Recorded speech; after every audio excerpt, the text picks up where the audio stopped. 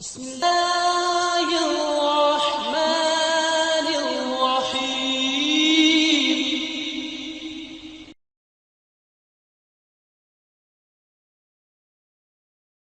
الحمد لله والسلام على عباده الذين اصطفى.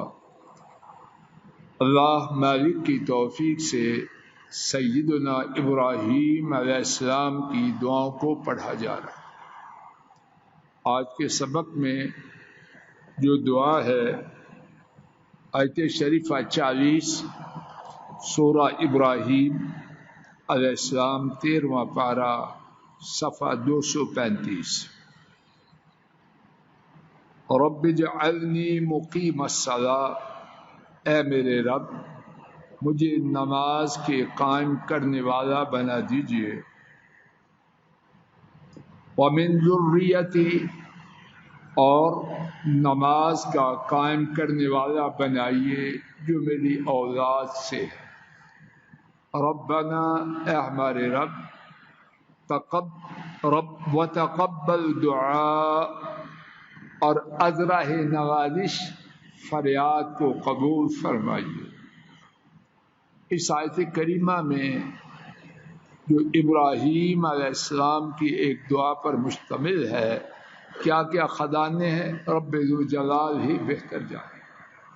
ٹوٹی پھوٹی سمجھ میں جو چند ایک باتیں انہی کی توفیق سے آئی ہیں، وہی ایک ایک کر کے عرض کرنے کا اللہ کی توفیق سے ارادہ لے کے آیا۔ ایک بات، سیدنا ابراہیم علیہ السلام نے دعا کا آغاز اللہ کریم کے اسم مبارک رب سے کیا، اور یہی طریقہ دعا کے کرنے کا ہے، اور اسی کا حکم رب ذوالجلال نے اپنے کلام پاک میں دیا ہے۔ وَلِلَّهِ الْأَسْمَاءُ الْحُسْنَى فَادْعُوهُ بِهَا، اور اللہ تعالیٰ ہی کے لیے اچھے اچھے نام ہیں، تو اللہ سے ان کے ساتھ فریاد کرو۔ دوسری بات، سیدنا ابراہیم علیہ السلام نے کوئی وسیلہ، کوئی طفیل، کوئی واسطہ اس کا ذکر نہ کیا، اور جو طریقہ انہوں نے اختیار کیا وہ ٹھیک ہے یا معاذ اللہ کیا ہے؟ وہ ٹھیک ہے، اور وہ ہی ٹھیک ہے۔ تیسری بات، انہوں نے اپنے لیے اور اپنی اولاد کے لیے جس بات کا سوال کیا، اس بات کی اہمیت کس قدر زیادہ ہو۔ ہمارا ایمان ہے کہ انبیاء انسانیت میں سب سے بلند و بالا، اور انبیاء میں سے خلیل الرحمن کے 5 وہ رسول جن کی شان سب سے زیادہ اونچی ہے، ان میں سے ایک، اور نبی کریم صلی اللہ علیہ وسلم کے جد اعلیٰ، اور جن کے بارے میں اللہ نے خود فرمایا وَاتَّخَذَ اللَّهُ إِبْرَاهِيمَ خَلِيلًا، اور اللہ تعالیٰ نے ابراہیم علیہ السلام کو اپنا دوست بنایا۔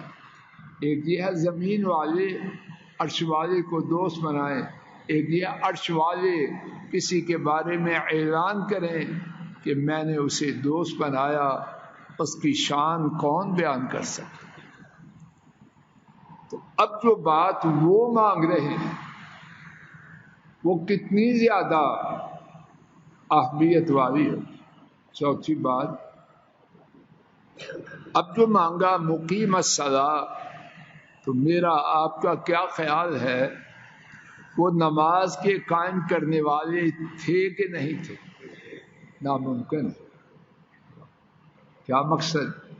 اللہ پاک جن کو نماز کے قائم کرنے کی توفیق عطا فرمائے، وہ کسی غرور، تکبر اور شوخی میں نہ آ جائیں۔ کچھ پتہ نہیں، انبیاء تو اللہ کے فضل و کرم سے محفوظ ہیں، باقی غیر انبیاء کچھ پتہ نہیں کس وقت، اللہ نہ کرے، زبان پر بات لاتے ہوئے بھی ڈر آتا ہے کس وقت بھٹک جائیں۔ اللہ رب العالمین گواہ ہے، کسی کی کوئی گارنٹی نہیں۔ ہر دم اللہ کی رحمت کا سہارا ہے، وگرنہ میرے، اگر آپ غصہ بھی کریں، میرے اور آپ کے بھٹکنے میں اتنا بھی فاصلہ نہیں جتنا دھاگے کا بال کا ہوتا ہے۔ رب کی رحمت ہے کہ بچائے یہ جائے یہاں تک کہ ان کی ملاقات کے لیے چلے جائیں۔ ابراہیم علیہ السلام خلیل الرحمن ہونے کے باوجود، اللہ کے بہت عظیم نبی ہونے کے باوجود، اپنے اس بات کے بارے میں، اپنی اس بات کے بارے میں جو سوال کر رہے ہیں کہ یا اللہ مجھے نماز کے قائم کرنے والا بنا، تو بیکار سوال کرتے ہیں۔ معاذ اللہ صرف اوپر سے کہتے ہیں یا دل سے بھی کہتے ہیں؟ لفظ بولتے ہوئے دل نہیں چاہتا کہ اس کے لیے کیا لفظ ہے۔ معاذ اللہ وہ کر رہے ہیں، ان کی زبان مبارک پہ وہی بات ہے جس کا دل میں خوف ہے۔ آگے چلیے، 5 نمبر، صرف اپنے لیے مانگ رہے ہیں۔ کس کے لیے مانگ رہے ہیں؟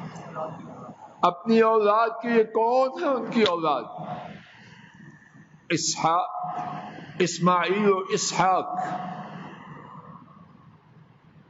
حضرات علماء نے لکھا سیدنا ابراہیم علیہ السلام، ان کے بعد جو نبی آیا، جو آسمان سے کتاب اللہ نے نازل کی، نبی بھی ان کی نسل سے اور کتاب بھی ان کی نسل والے نبی پر۔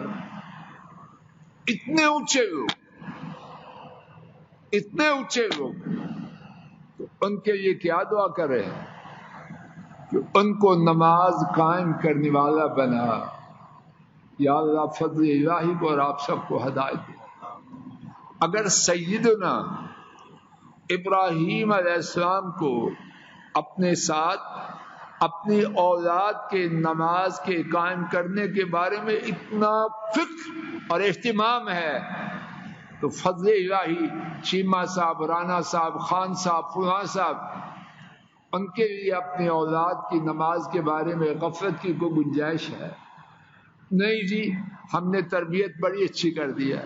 خاک ہے تیری عقل پر، خاک ہے تیری عقل پر، تو غصہ کرے تب بھی۔ ابراہیم علیہ السلام وہ تو دعا کر رہے ہیں، زین جی دعا ویسے کر رہے ہیں یا دل سے کر رہے ہیں؟ دل سے کر رہے ہیں یا اوپر سے کر رہے ہیں؟ وہ تو ڈریں اور میں آپ نہ ڈریں، اس کا یہ مطلب نہیں کہ میری آپ کی اولاد ان سے معاذ اللہ۔ اس کا مقصد یہ ہے کہ ہم احمق ہیں، ہم احمق ہیں، ہم احمق ہیں۔ عقل مند وہ ہے جو خلیل الرحمن کے طریقے پر، انبیاء پوری انسانیت میں سب سے زیادہ عقل و دانش والے، ان جیسی عقل والا کون ہے؟ نہ کوئی ہے، نہ ہو سکتا ہے۔ پروفیسر بات واضح ہو رہی۔ نمبر 6، مقیم الصلاۃ ہے کیا؟ توجہ فرمائیے، علماء امت اللہ ان پر اپنی رحمتیں کریں، انہوں نے معنی کھول کھول کے بیان کیا۔ نمبر 1 مقیم الصلاۃ میں کہ نماز خشوع و خضوع سے پڑھے، جیسے اللہ مجھے ہدایت دے اور جو میرے آسے ہیں ان سب کو دے۔ سارے جسم میں خارش کس وقت شروع ہوتی ہے؟ گھنٹے گزر جاتے ہیں پتہ بھی نہیں خارش کا۔ اب نماز میں کھڑے ہو، جیسے ابھی جلدی امراض کے اسکن ہاسپٹل سے بیچارہ واپس آیا، کبھی کہیں خارش کبھی کہیں خارش، اور اندر کی جو کیفیت ہے وہ اور زیادہ شرمناک ہے۔ یہ نماز کا قائم کرنا ہے۔ علماء نے لکھا جس کے اندر خشوع ہوا، اس کے اعضاء ان میں سکون آ گیا۔ یا اللہ کدھر جاؤ؟ میرے آپ کے اعضاء میں نماز میں سکون ہوتا ہے؟ میں اپنا امتحان ہوں، آپ اپنا اپنا یہ کسی کے لیے بات نہیں، میرے اور آپ میں سے ہر ایک کے لیے۔ جو پسند کرتا ہے اس کے لیے بھی ہے، جو نہیں کرتا اس کے لیے بھی ہے، جو سزا دینی ہے دے، سب کے لیے بات۔ مقیم الصلاۃ اس میں نہیں آتا۔ نمبر 1 خشوع و خضوع ہو۔ ذرا غور فرمائیے، مجھے آپ کو کام ہو کسی بڑے سے اور اس کے سامنے جائیں، خارج کرتے ہیں؟ ڈاکٹر صاحب آپ بڑے لوگوں سے ملتے ہو، کیا فکر؟ ایک دم کان بھی لگے، دل بھی لگے اور سارا جسم بھی، جس سے مقصد ہوتا ہے اور سینئر ہے، ہمارا دھیان ادھر ہوتا ہے، یہ ادھر ہوتا ہے، ادھر ادھر تھپڑ مارے کے دفعہ ہو جائے۔ اللہ ان سب سے چھوٹے ہیں یا بہت بڑے؟ یہ سارے اللہ کے ہے سامنے بے حیثیت۔ ہم نے اللہ کو پہچانا ہی نہیں۔ اور نماز، نبی پاک صلی اللہ علیہ وسلم نے فرمایا جب بندہ نماز پڑھتا ہے تو وہ اپنے رب سے گفتگو کرتا ہے، اور فرمایا جب نماز پڑھو تو اس طرح پڑھو کہ تو اپنے رب کو دیکھ رہا ہے، اور اگر یہ کیفیت نہ ہو تو یہ تو ہو کہ میرا رب مجھے دیکھ رہا ہے، خشوع اور خضوع کے ساتھ۔ نمبر 2، نماز کو اس کے اوقات میں پڑھے۔ پنجابی میں جو کہتے ہیں محاورہ ہے، پنجابی کا محاورہ ہے، لیکن میری رائے میں بالکل ٹھیک بات ہے اس میں۔ سارے محاورے ٹھیک نہیں ہوتے لیکن کچھ بڑے ٹھیک ہیں۔ ویلے دی نماز تک ویلے دی، کوئی بات ہے، میٹنگ میں تھا جی، ڈیل میں تھا جی، کال آئی ہوئی تھی جی، کال آئی ہوئی تھی، شیطان کا پیغام آیا ہوا تھا تیرے، اور کالیں آتی کس وقت ہیں؟ ادھر نماز کا وقت ہوا، کالوں کا ڈھیر آ گیا۔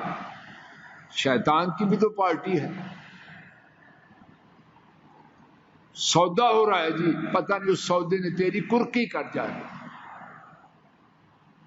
مہمان آ رہا ہے اس نے تیری روٹیاں ڈبو جانی۔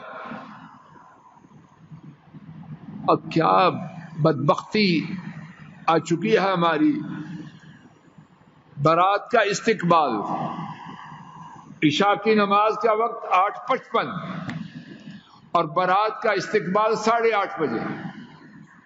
ماشاءاللہ، یہ بارات کو جو سرو کرے گا، سلیمان علیہ السلام کی درباری تھے، وہ آئیں گے، آنکھ چھپکتے ہی بارات کا استقبال کر کے کھانا کھلا کے سب کچھ کر کے روانہ کر دیں گے، 8:40 پہ فارغ ہو جائے۔ اس کے پاس ہے سلیمان علیہ السلام کے بدلے۔ تحریری طور پر ہم نمازوں کو برباد کرنے والے ہیں۔ اور دعا کرو جی بیٹی کو رخصت کرو، اللہ رحم کرے، خاک ہے تیری عقل پر۔ بیٹی کو برکتوں کے ساتھ رخصت کر تو نماز کے وقت میں بارات کا استقبال کر کے برکتیں آئیں گی۔ اور بعض نیک وقت ایسے بھی ہیں، 9 بجے نماز ہے، بارات کا استقبال 9 بجے، دلہا میاں، وہ تو بات کی بات ہے، لیکن جو آغاز ہے لکھی ہوئی بات، لکھی ہوئی بات۔ اور بارات کس کی ہے؟ درس دینے والے کی، دین کا علم پڑھانے والے کی، ترجمہ و تفسیر کی کلاس لینے والے کی، ابا جی کی۔ خاک ہے اس طرز عمل پر، طرز عمل کا، وہ ڈاکٹر صاحب کا ہو، خطیب صاحب کا ہو، ابا جان کا ہو، کوئی خیر نہیں۔ ہم اپنی بربادی کے کروانے کے لیے تحریری شواہد دیتے ہیں۔ کسی کو جو فرشتے لکھ رہے ہیں ان کو ضرورت ہے، وہ تو پھر بھی لکھیں گے، لیکن ہم کہتے ہیں یا اللہ آپ خواہ فرشتوں کو تکلیف دے رہے ہیں، ہم اپنی بربادی کے لیے ڈاکومنٹس خود پیش کریں۔ اللہ کے لیے ڈر جائیں اور سب سے پہلے فضل الہی ڈر جائیں۔ ایک اور بات، چوتھی بات نماز کے قائم کرنے کے بارے میں، سابان بیٹر چوتھی ہے نا، تیسری بات، نماز کو سنت کے مطابق پڑھا جائے۔ ہر نبی اس کی جو سنت ہے، ابراہیم علیہ السلام کے زمانے میں ان کے طریقے کے مطابق نماز پڑھی جائے، موسیٰ علیہ السلام کے زمانے میں ان کے طریقے کے مطابق نماز پڑھی جائے، اور محمد کریم صلی اللہ علیہ وسلم کے زمانہ مبارک میں ان کے عہد رسالت میں جو قیامت تک ہے، صلو کما رأیتمونی اصلی، نماز اس طرح پڑھو جس طرح تم نے مجھے پڑھتے ہوئے۔ چوتھی اور اس بارے میں جو اس وقت کہنے کی بات ہے، آخری بات نماز کے قائم کرنے کے بارے میں، کہ نماز پر ہمیشگی ہو، دوام ہو، کبھی پڑھی کبھی نہ پڑھی، یہ مقیم الصلاۃ۔ اس کا مقصد ہے نماز نمبر 2 ہے اور تیرے باقی کام نمبر 1 ہے۔ تو جس نے نماز کو نمبر 2 بنایا وہ سمجھ لے اس نے اپنے آپ کو الٹی چھری سے ذبح کرنے کے لیے بٹا دیا، یا قدموں کے نیچے کچل دینے کے لیے اس نے اپنے آپ کو پیش کیا۔ اب رب کی مرضی جو چاہے سو کرے۔ اسی دعائے مبارک کے بارے میں ایک اور بات، ربنا، اللہ اکبر، پہلے کیا تھا رب، اب کیا ہے ربنا۔ اس میں ابراہیم علیہ السلام کی اس دعا کے قبول کروانے کے لیے شدید حرص معلوم۔ چھوٹا بچہ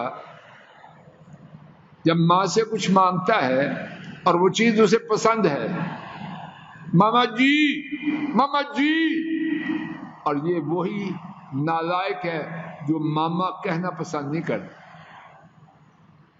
وہ پیار کرتی ہے، دیتی ہے، اور چاہتی ہے اس کے منہ سے ماما تو نکلے، وہ نیک بخت ماما نہیں کہتا، غصے کا بھرا ہوا ہے، اور جب سمجھتا ہے ماما سے اب یہ ماما جی، بار بار دہراتا ہے ماما جی، ماما کا بھی دل خوش ہو جاتا ہے، سننے بھی کہتے ہیں کیسا بچہ ہے، وہ کیسا نہیں، مانگنا چاہتا،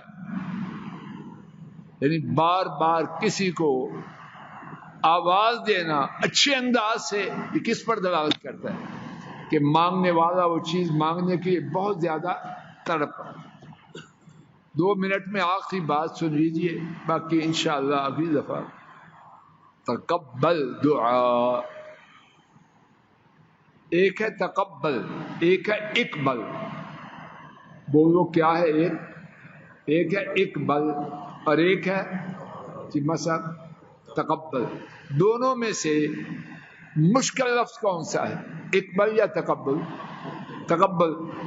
تو ابراہیم علیہ السلام نے آسان لفظ کی بجائے مشکل لفظ کیوں بولا؟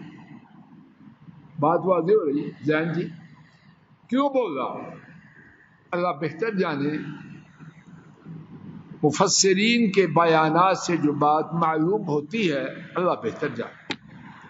اقبال ہوتا ہے قبول کیجئے، یہ چیز ہے اس کو قبول کر لیجئے، آپ نے اس کے لیے جو سٹینڈرڈ مقرر کیا ہے میں نے وہ پورا کیا، اقبال، اب قبول کر لیجئے۔ اور تکبر ہوتا ہے نہیں، باب تفاعل ہے، آپ کا جو سٹینڈرڈ تھا وہ میں پورا نہیں کر سکا۔ اللہ اکبر۔ دعا کے لیے، مانگنے کے لیے جو سٹینڈرڈ تھا، معیار تھا، کیا کہتے ہیں صاحب، میرٹ تھا، وہ میرٹ میں ابراہیم تو پورا نہیں کر سکا۔ آپ ازراہ نوازش میری کوتاہی کے باوجود وہ قبول فرمائے۔ اگر ان میں اتنی عاجزی ہے تو میری آپ کی عاجزی اس سے زیادہ ہونی چاہیے، یہ فن خار ہے۔ اللہ مجھے آپ کو ہدایت دے دے، یہ دعا بار بار تا زندگی کرنے کی توفیق بھی عطا فرمائے، اور ہمارے لیے، ہماری اولادوں کے لیے دعا قبول بھی فرمائے۔ وآخر دعوانا عن الحمد للہ رب العالمین۔